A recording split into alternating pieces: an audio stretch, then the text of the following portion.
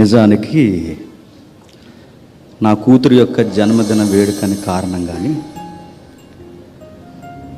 అలాంటి కార్యక్రమాలు చేయడం నాకు అసలు ఇష్టం.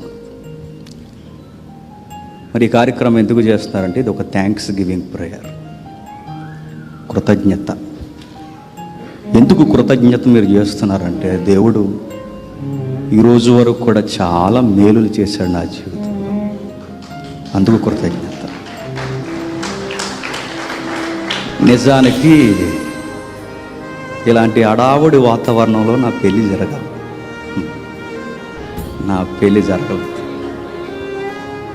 నా కూతురు బిట్టి మళ్ళీ ఆ వాతావరణాన్ని తీసుకొచ్చింది దేవుడి ద్వారా. సరే, ఏది ఏమైనా కానీ ఒక 4 మాటలు చెప్పి సమయాన్ని పెద్దల చేతులకు అప్పగించడం సభ గౌరవం. అసలు నేను మారుతానని నేను ఎప్పుడు అనుకోలేదండి. చాలా మూర్ఖంగా ఉండేవాడిని, బాగా జిమ్ చేసేవాడిని, బాడీ బిల్డింగ్ చేయడం నాకు బాగా ఇష్టం. ఆ రోజుల్లోనే నా వయసుకు మించిన వెయిట్, సుమారు 90 కేజీల వెయిట్ కొట్టేవాళ్ళం. ఆ బాడీ ఉందని మమ్మల్ని పొలిటికల్ లీడర్స్ మా ఏరియాలో సెటిల్మెంట్లు గొడవలు తీసుకెళ్ళేవారు. నా ఫ్రెండ్ వచ్చాడు, లేదో రంజాన్ ఎక్కడ ఉంటాడు, రమ్మని చెప్పాను. ఆ మనిషిని నన్ను నిలబెడితే అపోజిషన్ ఎవడైనా సీన్లోకి వస్తే ఇక కొట్టడం ఇంక వెనక ముందు ఉండదు అన్నమాట. అంత దారుణంగా కొట్టేవారు. ఆ ఎంఆర్ కాలేజ్ కానీ, కాకినాడ పాలిటెక్నిక్ కాలేజ్ కానీ, ఇలాంటి టైంలో దేవుని వాక్యం పట్టుకుంది. గాలి తిరుగులు తిరిగి చదువు సరిగా ఎక్కకపోతే, తల్లిదండ్రులు చెప్పింది మనం వినకపోతే చదువులకి స్పీడ్ బ్రేకర్లు పడతాయి. నాకు కూడా పడ్డాయి. అలాంటి టైంలో దేవుడు నాకు దొరికాడు. నాకు దేవుడు దొరకడు కాదు, నేనే దేవునికి దొరికాను. పట్టుకున్నాడు. ఏమో తెలియదు ఇంత సేవ జరుగుద్దని, ఒక బైబిల్ అనే గ్రంథాన్ని బోధిస్తామని, మనము కూడా ఒకరోజు అనేకులకు ఉపదేశాలు ఇస్తామని నాకు తెలియదు. అసలు మత్తయి సువార్త ఎక్కడుందో నాకు తెలియదు, మీరు చెప్తే నమ్మరు. అలాంటి స్థితిలో కాస్త నాస్తిక భావాలు ఉన్న నాలాంటి వాడిని దేవుడు పట్టుకున్నాడు. చెక్కుతున్నాడు. ఇక సేవలోకి అడుగులు వేద్దాం అనుకునే సమయానికి ఇలా ఖాళీగా ఉండి సేవ చేస్తే అందరూ అనేవారు, వీళ్ళకి పని ఏమి లేక చదువులన్నీ పక్కన పెట్టి ఇలా సేవకులు అయిపోయారా అనేవారు. వాళ్ళ నోర్లు మూయించాలంటే ఒక మంచి జాబ్ ఉండాలి. ఆ టైంలో నోటిఫికేషన్, ఆర్మీ నోటిఫికేషన్ పడింది, సిఆర్పిఎఫ్ నోటిఫికేషన్ పడింది, ఇలా స్టేట్ పోలీస్ ఇవన్నీ ఒకేసారి అప్లికేషన్స్ పెట్టిన వెంటనే నాకు సిఆర్పిఎఫ్ వచ్చేసింది, స్టేట్ పోలీస్ వచ్చిన తర్వాత అప్పుడే అనుకున్నాను, నిర్ణయం తీసుకుని సేవ ఉద్యోగం చేస్తూ కొన్ని రోజులు చేయాలి. అలా చేస్తున్నాను, నడుస్తుంది. సేవ బాగా వెళుతుంది అన్నప్పుడు పిడుగులాంటి నిందల మీద ఎవరేశారు, ఎందుకు వేశారు, ఇవన్నీ వివరించడానికి ఇది వేదిక సరైంది కాదు. ఎందుకంటే కుమార్తె యొక్క జన్మదిన థ్యాంక్స్ గివింగ్ ప్రేయర్లో ఆ చేదైనవి జ్ఞాపకం చేసుకోవడం నాకు ఇష్టం లేదు. మీకు అంత ఇంట్రెస్ట్ ఉంటే సెమినార్కి రండి, ఎపిసోడ్ అంతా దానికోసం ఉంటుంది. అయితే 4 మాటలు. ఆ నింద పడినప్పుడు అది చిన్న నింద ఏం కాదండి. మీరు చూస్తున్నారుగా పాలిటిక్స్ ఏం జరుగుతున్నాయి బయట. కోర్టు ఆవరణం నిలబడ్డామంటే సామాన్యుడైన ముఖ్యమంత్రి అన్న ఒక్కటేనండి. అలాంటి వాతావరణం అక్కడ ఉంటుంది. అక్కడికి వెళ్ళాను. రోజుకి టెస్టుల మీద టెస్టులు జరిగేవి నాకు. ఆ వెళ్ళిన వెంటనే కోర్టులో జడ్జి గారు ఇలా చూసేవారు. ఆ సూపుకే సగం చచ్చిపోవాలనిపించింది. మా మేడం ఎక్కడ ఉంది, డింపుల్ మేడం. ఈరోజు నేను ఎంత ఆనందంగా ఉన్నానంటే ఆవిడ చాలా ముఖ్యమైన పాత్ర. మేడంజీ నాకు తెలిసి నెక్స్ట్ ఏదో ఒక రోజు జడ్జి అవుతుంది ఆవిడ ఖచ్చితంగా.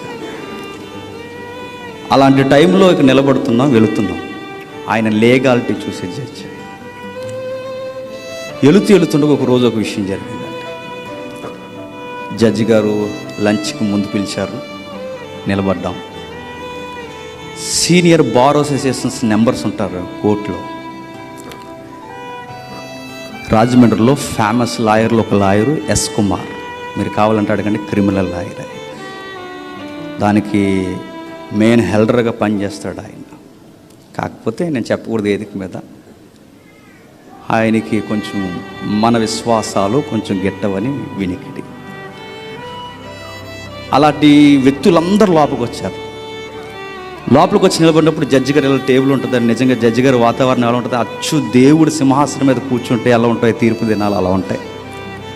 అలా కూర్చున్నారు. కూర్చున్న వెంటనే సీనియర్స్ అందరూ ఉండగా జడ్జి గారు ఒకేసారి వాళ్ళతో మాట్లాడుతుంటే, ఇంత సీనియర్స్ పైగా ఇంత పేరున్న వాళ్ళు ఒకేసారి లేచి నిలబడ్డారు. సుమారు ఒక 12 మంది ఉంటారండి, 12-16 మంది. వాళ్ళు నిలబడిన వెంటనే నన్ను లోపల పిలిచారు. పిలిచిన వెంటనే జడ్జి గారు అన్నారు, నేను చెప్పానే ఓ కేసు గురించి, ఆ కుర్రోడు ఈ కుర్రోడే అన్నారు. నాకు గుండెకాయ ఎలా ఉంటుందండి,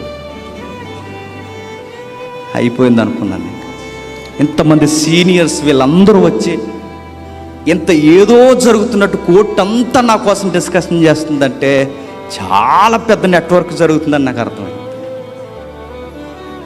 ఒకరు కాదు, human rights, SP, MP, MLA, ఒకటి కాదండి, అన్ని కోణాల్లో నా మీద ఒత్తిడి జరుగుతుంది. అలాంటి టైంలో హ్యూమన్ రైట్స్ నుంచి ఇంత పెద్ద లెటర్ వచ్చిందని నిలబెట్టాను. ఇదిగో ఈ కేసు అనగానే నాకు ఆశ్చర్యం అయిపోయింది. ఎందుకంటే ఇన్ని పెద్ద తలకాయలన్నీ ఒకటి అవుతున్నాయి అంటే ఇంక నేను అయిపోయాను అన్నమాట. సరే బతుకుంటే కూతురుని చూసుకుందాం, తర్వాత బయటకు వస్తే, లేకపోతే నా జీవితం అక్కడితో అయిపోద్దని నేను డిసైడ్ అయ్యాను. ఏం జరుగుద్దని ఆ తలుపు వారిని నిలబడ్డారు, బయటికి వెళ్ళిపోమన్నారు. వాళ్ళు డిస్కషన్ చేస్తున్నారు. జడ్జి గారు అంటున్నారు, నేను లీగాలిటీ ప్రకారం తీర్పు ఇవ్వాలా, బయట నుంచి ఏదో చెప్పుకొస్తున్నారని అది ఏదో రాసుకొచ్చారని దాన్ని బట్టి తీర్పు ఇవ్వాలా అని వాళ్ళతో డిస్కషన్ చేస్తున్నాడు ఆయన. ఆ డిస్కషన్ చేస్తున్నప్పుడు అది జరుగుతుండగా ఆయన ఒకటే అన్నాడు, ఏది ఏమైనా న్యాయం ఎలా ఉంటే అలాగే తీర్పిస్తానన్నాడు. ఆ ఇస్తున్నప్పుడు అక్కడ నిలబడిన అందరూ అన్నారు, సార్ మీ తీర్పుకి ఎవడు అడ్డొచ్చినా, మీ తీర్పుకి ఎన్ని ప్రలోభాలు వచ్చినా మా రాజమండ్రి బార్ అసోసియేషన్ అంతా మీ తరపున నిలబడుతుంది అన్నారు. మీరు ఇవ్వాలనుకున్న తీర్పిచ్చే. ఆ కుర్రోడి మీద ఎన్ని చెప్పినా ఏం జరిగినా లీగాలిటీ తన పక్షాన్ని ఉంటే అదే తీర్పు ఇవ్వాలి. ఒక్కసారి వీళ్ళందరూ నాకు విరోధం అనుకున్న వాళ్ళు ఒకేసారి నాకే అనుకూలంగా మాట్లాడుతున్నారని సరే నాకు ఎంత దేవుని కార్యం ఎలా ఉంటుందో ఒకసారి చూడు. వాళ్ళు ఇసిరిన బాణాలు ఇప్పుడు నాకే రక్షణ కవచాలు అయితే ఎలా ఉంటుందండి.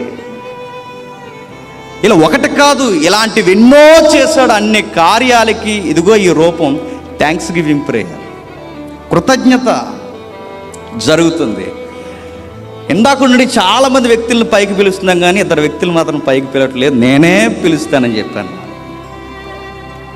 ఈ విషయం ఎక్కడో 4 సంవత్సరాల క్రితం జరిగిందండి.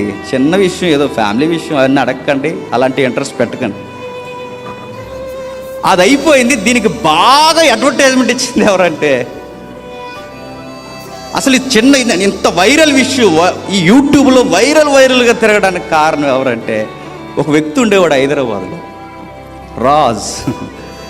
నీల్ రాజ్. నిజానికి అన్న ఎవరో నాకు తెలియదండి, ఆయన ఎవరో నాకు తెలియదు, ఎప్పుడూ పరిచయం. ఎప్పుడన్నా కొంచెం కౌంటర్ వీడియోస్ ఆయన ఏమైనా పెడుతుంటే అప్పుడప్పుడు చూసేవాడిని. ఎవరి మీద పెడుతున్నప్పుడు అరే భలే మాట్లాడుతున్నారా ఎవర్రా అని అడిగితే నాకు కొంచెంగా తెలిసిన వర్తమానం ఏంటంటే, ఆయన ఎంప్లాయ్ అంట, ఆయన సేవలో చాలా దెబ్బలు తిన్నాడట, పరిచర్య చేయడానికి ఇష్టం ఉన్నవాడట, క్రైస్తవ్యంలో ఉన్న కొన్ని చీడ పురుగుల్ని బయట ఎడతాడట అని ఆయన గురించి మంచి మాటలు చెప్పారు. అలాంటి ఆయన సడన్గా నా మీద ఎప్పుడు నేను చాలా కుంగిపోయానంటే, చాలా ఏడ్చాను. ఒకరోజు ఇంకా జరుగుతున్నప్పుడు ఇక కోర్టు వాయిదాలు నడుస్తున్నాయి. ఈ పక్కన ఎన్నో ఇబ్బందులు, ఇవన్నీ ఈ పక్కన ఈయన వీడియోలు వాళ్ళందరూ నాకు సెండ్ చేయడం. ఆయన మాట్లాడే మాట తెలంగాణ యాస ఎలా ఉంటుందండి, ఆ యాసలో కొన్ని రాడికల్ వర్డ్స్ వదిలేవాడు ఆయన. నా మనసు చాలా గాయమైపోయేది. ఓ పక్కన ఈయన, మరో పక్క ఈయన, వీళ్ళు అందరూ ఒకేసారి. ఇంకా ఒకటో చెప్తున్నాడు, సూసైడ్ చేసుకోవడం ఒకటే తక్కువ. అలాంటి టైంలో ఆల్నైట్ ప్రేయర్స్ పెట్టేవారు. ఇక్కడే సీన్ గారు ఉంటారు, సీన్ అన్న ఇక్కడే అడవడిగా తిరుగుతుంటాడు, పనులన్నీ చేస్తాడు. ఆ అన్న ఆల్నైట్ ప్రేయర్లో అన్నయ్య పేరు నీలరాజు పేరు రాసి, దేవా ఈ బిడ్డకి సేవ చేయాలని ఉందేమో, ఈ బిడ్డకి నాణ్యమైన క్రైస్తవ్యాన్ని చూడాలని ఉందేమో, ఈ బిడ్డకి తెలిసి తెలియని మాటలు ఎవరైనా చెప్పేశారేమో, ఆ మాటలే నిజం అనుకుంటున్నాడేమో, ఏదేమైనా మేము ఒకటే కోరుతున్నాం ప్రభువా, ఈ ఆకలి కడుపులతో ఆ బిడ్డని ఎట్లయినా నిజం తెలుసుకునేలా మార్చి ప్రభువా అని ప్రార్థన చేస్తాం. అలా ఎప్పుడైతే ప్రార్థన చేస్తామో నేను అనుకున్నా అండి, ఇంత ద్వేషించిన వారు, ఇంత దూషించిన వారు మన ఫ్యామిలీ మెంబర్స్ పేర్లు కాదు వ్యక్తులను కూడా ఎత్తి మారతారని లేదా నిజం తెలుసుకుంటారని ఎప్పుడైనా మనం అనుకుంటామండి. కానీ విషయం చెప్పను, ఆ దేవునికి విషయాన్ని అప్పగిస్తే మారతారు. క్రైస్తవ్యం ఒకటి నేర్చుకోవాలండి, మాటకు మాట అనేయడం, దానికి వివరణలు ఇచ్చేసుకోవడం, ఏం జరిగిపోతుందా అని కంగారు అయిపోవడం, ఇదంతా విశ్వాస లక్షణాలు కాదు, గుర్తుపెట్టుకోండి. ఏమవదు, అలా ఓపికగా చూడండి. పగ తీర్చుట నా పని అని వాగ్దానం ఇచ్చిన దేవుడిని నేరుగా చూడండి. కీడును కూడా ప్రేమగా మేలుగా మార్చేసే దేవుడి వైపు చూడండి. ఈరోజు మనల్ని అంటున్న వారే రేపు పొద్దున్న మనల్ని కౌగిలించుకుని ప్రేమిస్తారనే కార్యాలు వస్తాయని ఎదురు చూడండి. కత్తి చూసిన అన్నయ్యే యాకోబుని కౌగిలించుకుని ఇన్ని రోజులు ఏమైపోయావరనే మార్చిన దేవుడు మనకున్నాడని గుర్తుపెట్టుకోండి. పగతో కాదు ప్రేమతోనే వ్యక్తుల్ని జయించగలమన్న క్రొత్త నిబంధన సూత్రాన్ని గుర్తుపెట్టండి. మాటకు మాట అనేడు, ద్వేషించుకోడు. నువ్వు అలాగంటే నీ మీద కేసులు పెట్టేస్తాం. ఏం కేసులు పెట్టేస్తారండి? కేసులు పెట్టడం మాకు రాదా? సత్యం చెప్పినందుకు ఇతను కూడా నాకు తెలియదండి, సురేంద్ర మోదీ గారు జస్ట్ ఏదో అవగాహనంతో పరిచయం లేదు. ఆ టైంలో ఎంత అన్యాయం జరుగుతుందని గొంతిప్పారండి. వీళ్ళ మీద కూడా కేసులు పెట్టేశారు. అన్నను కొట్టడానికి కూడా లాక్కెళ్ళిపోయారండి. ఎంత అన్యాయం అడుగుతున్నా, కొట్లాట్లు అన్నాడు. మరి అనకూడదు కానండి, కొట్లాట్లు అంటే అంత సరదా అనుకుంటున్నారా? పద్ధత చెప్పండి. తీసుకెళ్ళిపోయారు, కొట్లాడడానికి తీసుకెళ్ళిపోయారు.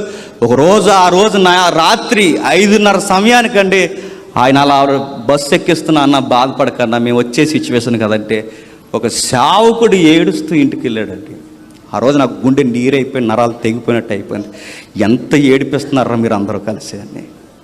అన్న నువ్వు బాధపడకు, మంచి రోజు వస్తుంది, దేవుడు మనం తలెత్తుకునే రోజు చేస్తాడని. బహుశా రోజు ఈ రోజేనేమో అన్నొచ్చాడు. ఏడుస్తాడు. మంచి సేవకుడు అండి, సేవ పట్ల కమిట్మెంట్ ఉన్న సేవకులు వీళ్ళు. పోనీ అదేనా ఈరోజు ఒక దరిద్రమైన ట్రెండ్ వస్తుంది, కేసులు పెట్టుకోవడం ఏంటి? సత్యం మాట్లాడితే కేసు పెట్టేస్తారు, ఇది తప్పుడు సిద్ధాంతం అంటే కేసు పెట్టేస్తారు. ఇదిగో జాన్ పాల్ గారు ఉన్నారు ఇక్కడ, కొట్టేయడానికి రెడీ అయిపోయారండి. మొన్న కొట్టేయడమే, ఇక డైరెక్ట్గా కొట్టేయడమే. వైజాగ్లో టెస్ట్ చేసి ఆ మూకుమ్మడి మనుషుని తీసుకొచ్చి ఆయన కొట్టేయడానికి రెడీ అయిపోయారు. వీళ్ళు కొడతారని ముందుగా తెలిసే అక్కడ ఉన్న స్థానిక సహోదరులు, కొంతమంది తెలిసిన లాయర్లు వారిని కాపాడారు. నిన్నగాక మొన్న తెల్లవారుజాముని ఎత్తుకెళ్ళిపోయారండి ఆయన. ఎందుకు? సత్యం మాట్లాడుతున్నందుకు. అంటే ఎవరో రాజకీయ నాయకులు చేసుకుంటారంటే అనుకోవచ్చండి. సేవలో పైగా క్రైస్తవులు అని చెప్పుకున్నా మనం ఒకరి మీద ఒకరు ఇలా ఉరుతాళ్ళు బిగించేసుకుంటే నేను అడుగుతున్నాను, మనం ఎక్కడ జేజేలు కొట్టించుకోవచ్చేమో కానీ దేవుని ఎదుట మనం ఉరేయించుకుంటాం. గుర్తుపెట్టుకోండి. కేసులు పెట్టారు, తరిమేస్తున్నారు. ఆ టైంలో నాకు సలహాలు ఇచ్చారు. నీలరాజు ఎలా మాట్లాడుతున్నాడు, అలా మాట్లాడుతున్నాడు. ఫ్యామిలీ మెంబర్ తర్వాత తమ్ముడు సురేష్ వాళ్ళ వైఫ్ వచ్చి, మా వైఫ్ వచ్చి ఇలా మాట్లాడుతున్నప్పుడు ఆ వ్యక్తి మీద, ఎందుకంటే లేడీ అనే పాయింట్ ఇన్వాల్వ్ అయిందనుకోండి, చట్టాలు బలంగా ఉంటాయి. వాళ్ళ మీద వీళ్ళ ద్వారా ఆయన మీద కేసులు పెట్టిద్దామని సలహా ఇచ్చారు. కేసులు పెట్టడం ఏంటంటే మేము నీలరాజు మీద కేసులు ఏమొద్దు, ఆయన మీద ఎటువంటి విషయాన్ని మనం లేవనెత్తొద్దు, చూద్దాం మేడం, ఆయనకి ఎవరో ఏదో చెప్తున్నారు, ఆయనకి ఎవరో ఏదో ఎక్కిస్తున్నారు, ఒకరోజు తెలుస్తుంది, ఆ రోజు మాట్లాడదాం. అలా విషయాన్ని దేవునికి వదిలేసామంటే కాలం గడిచిపోతుంది. ఆ వాయిదా ఫైనల్ వాయిదాలు వచ్చాయంటే ఆయనకి నేను హైదరాబాద్లో మీటింగ్ ఇచ్చాను. మీటింగ్ డేట్స్ ఇస్తే ఇదే నీలరాజు ఎదురు నా మీద ఎంత పొడుగు లెటర్ రాసి ఆ పోలీస్ స్టేషన్లో ఇచ్చి ఈ మనిషిని తెలంగాణ రానీకండి అన్నాడు. నా బాధ ఏంటి చెప్పనా, అప్పటికే ఫైనల్ వీరింగ్కి వచ్చేస్తుంది. జరిగి సభను సహోదరుడు ఆపేశాడంటే నేను ఎంత కుమిలిపోయానంటే నన్ను ఏమైనా చెయ్యండి, సేవ ఆపేస్తున్నారట్రా మీరు అందరూ అని. ఆ రోజు మరి ఆ అన్నకు తెలిసి చేసాడు తెలియక చేసాడు నాకు తెలియదు, కానీ ఆ రోజు ఆగి మళ్ళీ నెక్స్ట్ హైదరాబాద్ ఎప్పుడా అని ఎదురు చూశాను. నా చిన్ననాటి స్నేహితుడు ఉన్నాడు ఇంటర్మీడియట్లో, పీరియడ్ ఎగ్గొట్టి సైకిల్ స్టాండ్లో కూర్చుండేవాళ్ళు నా ఫ్రెండ్. ఆయన మీటింగ్ నన్ను పిలిచాడు, ఈసారి మీరు మీటింగ్కి రండి, ఏం జరిగినా నేను మాట్లాడతా అన్నాడు. మీటింగ్కి వెళ్ళాం. ఆ మీటింగ్కి వెళ్ళిన తర్వాత నీల్ రాజు బ్రదర్ మా ఫ్రెండ్కి ఫోన్ చేశాడు, ఈ వ్యక్తిని ఎందుకు పిలిపిస్తున్నారు అని. అప్పుడు మా ఫ్రెండ్ అన్నాడు, ఎందుకు పిలిపించకూడదు అని. అలా కదా ఇలా కదా అలా కదా ఇలా కదా, అలాగేమీ కాదు, అతడు నా చిన్ననాటి స్నేహితుడు అని చెప్పాడు. నువ్వు విన్నవన్నీ ఒక పక్షాన్ని అన్నావు, రెండో వైపు కూడా ఉంది, రా నేను చెప్తాను. ఆ నీల్ రాజుని నన్ను సమాధానపరిచిన దేవుని కుమారుడు నా ఫ్రెండ్ రవి, వాళ్ళిద్దరూ ఒకసారి ఏదికి మీదకి రావాలనే బోర్డు ఒక్కసారి. నిజంగా ఇలాంటి వారిని దేవుడు పరిచయం చేసినందుకు నేను చాలా ఆనందిస్తున్నానండి. అసలు ఊహించలేము దేవుని కార్యాలు ఎలా ఉంటాయో. దేవుడు ఎలాంటి వాడు చెప్పనా, మన శత్రువులు ఎదుటే భోజనం పెడతా అన్నాడు.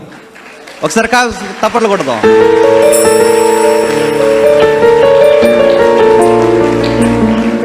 ఆ ఫ్రెండ్ వస్తున్న ఆయన ఇంటర్మీడియట్ ఫ్రెండ్, నా చిన్ననాటి స్నేహితుడు. వెనకాల వస్తున్న అన్న ఒకప్పుడు శత్రువు, ఇప్పుడు నా ప్రాణమిత్రుడు. థ్యాంక్ యూ బ్రదర్, మా ఆహ్వానాన్ని గౌరవించి.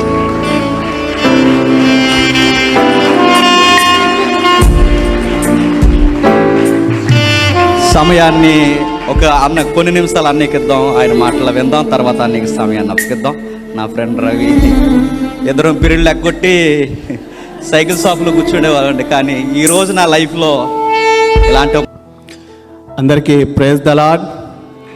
బాగున్నారు అందరూ? మీ అందరికీ ప్రభు అయిన యేసుక్రీస్తు నామం పేరట శిరస్సు వంచి నమస్కరిస్తున్నాను. సంగమా, మీ ఆత్మీయ తండ్రి పైన పెట్టిన పోస్టులను బట్టి ఈరోజు మీరు నా కోసము కన్నీటితో ప్రార్థన చేశారు. ఆ ప్రార్థన నాకు ఒక శాపంగా మారలేదు, కానీ దీవెనకరంగా ఒక మంచి సహోదరుణ్ణి పరిచయం చేసింది అనుకుంటున్నాను.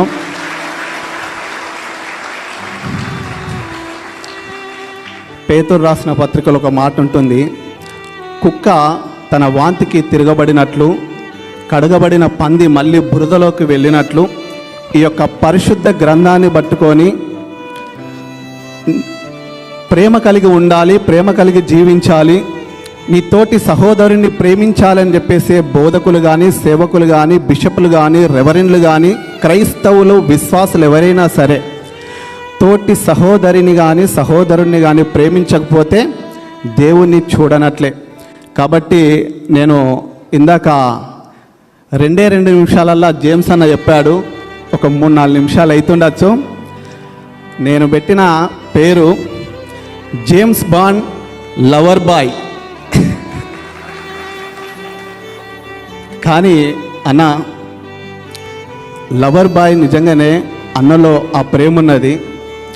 ఎవరో కొంతమంది అంటారు ఏంటంటే, నీల్ రాజు అనేవాడు అమ్ముడు పోయిండేమో, ఏమన్నా భయపడిపోయినావా, బెదిరించారా, లేకుంటే ఏమైనా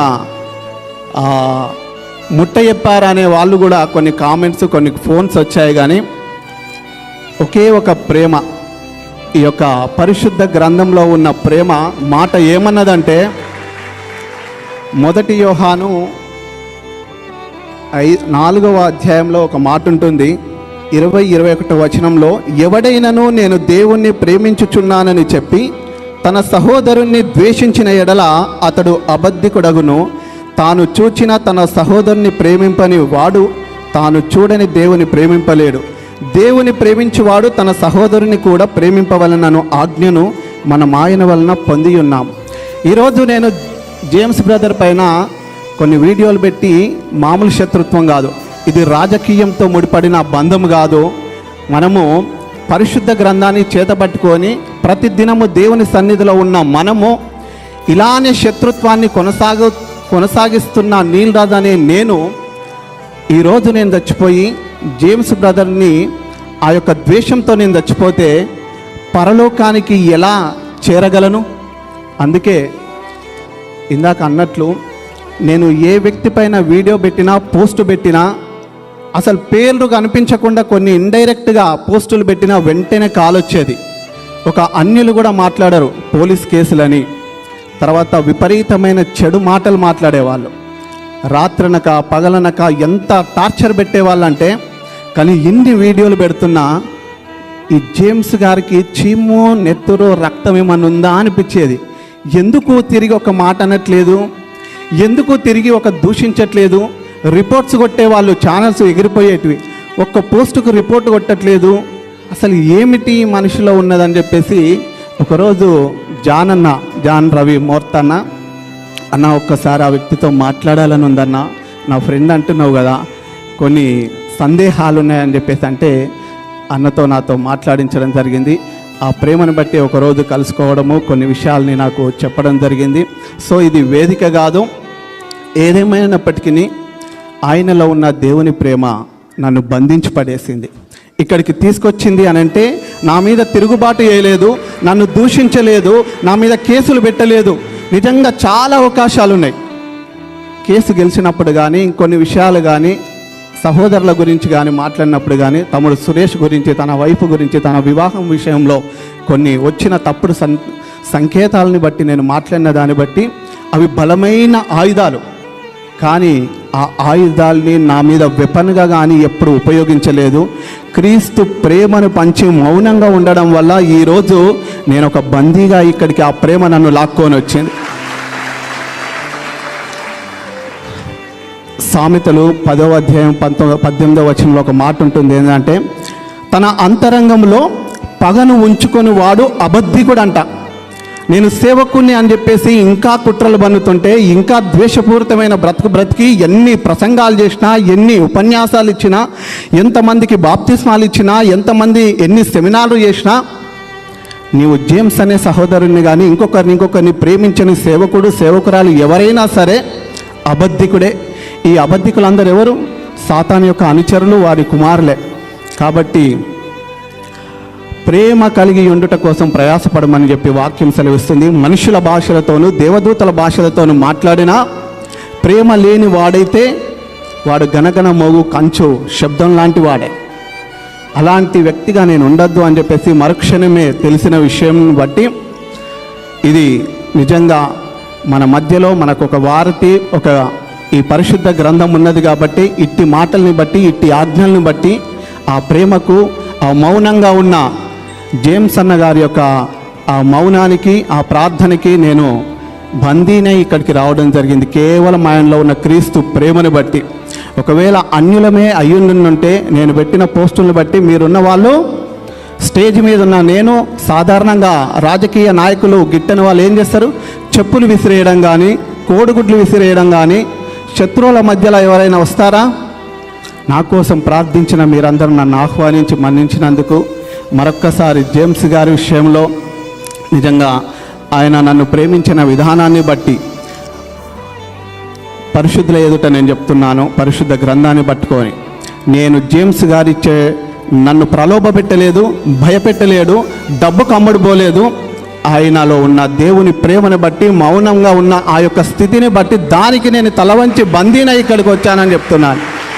ప్రేమైన సహోదరులారా, నిజంగా జేమ్స్ బ్రదర్కి దేవుడు ఒక్కొక్క మేలుని చేశాడు అనడానికి కారణము తమ్ముడు సురేష్ చెప్పినట్లు చిట్టి తల్లి హేనా జేమ్స్, ఆ చిట్టి తల్లి రావడము, వారికి దేవుడు ఒకదాని వెనుకల ఒకటి దేవుడు ఆ యొక్క మేలుల్ని చేయడము, నూతన యొక్క మందిరాన్ని ఇక్కడ రాజమండ్రి ప్రాంతంలో స్టార్ట్ చేయడము, రాబో రోజుల్లో గొప్పగా దేవుడి సంఘాన్ని తన యొక్క పరిచర్యని దీవించి అతి కొద్ది రోజుల్లోనే తన ఉద్యోగానికి కూడా రాజీనామా చేసి పర్మనెంట్గా దేవుని యొక్క పరిచర్యలో కొనసాగుతాడని నేను విశ్వసిస్తున్నాను.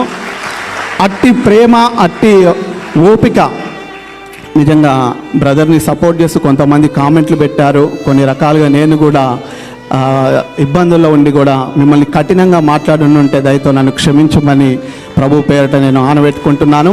మరీ ముఖ్యంగా ఆ చిట్టి తల్లికి దేవుడు దీర్ఘాయుష్మంతురాలుగా చేసి నూతన సంవత్సరంలోనికి మరొక సంవత్సరంలోనికి అడుగు పెడుతున్న ఆ బిడ్డకు దేవుడు మంచి ఆయుష్ ఆరోగ్యం అనుగ్రహించి ఈ యొక్క సంఘాన్ని, జేమ్స్ బ్రదర్ని దేవుడు దీవించి ఆశీర్వదించాలని మనసారా కోరుకుంటూ సెలవు తీసుకుంటున్నాను. Thank you.